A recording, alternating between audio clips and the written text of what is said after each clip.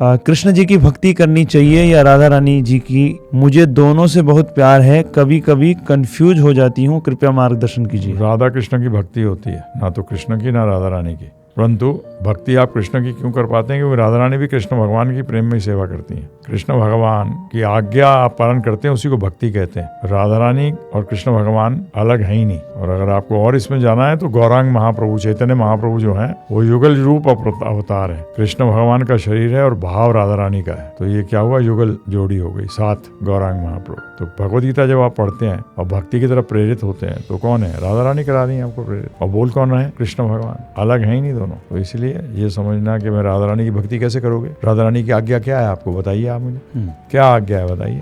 कृष्ण भगवान की सेवा करना, ये राधा रानी की आज्ञा है। राधा रानी यही तो कहते हैं कृष्ण भगवान से कि ये अच्छा जीव है, इसको अपनी भक्ति में ले लो। तो जब राधा रानी किसी को रिकमेंड करती है तो कृष्ण भगवान तो मना कर ही नहीं सकते, क्योंकि भक्तों की बात तो कोई मना करते ही नहीं कृष्ण भगवान। तो इसलिए आज्ञा पालन करिए। राधा रानी बहुत खुश होंगी जब वो देखती है कृष्ण भगवान की आज्ञा पालन कर रहे हैं। अब आप ही देखिए, आप किसी को बहुत लाइक करते हैं और कोई व्यक्ति उसकी आज्ञा पालन करता है तो आपको अच्छा ही लगेगा।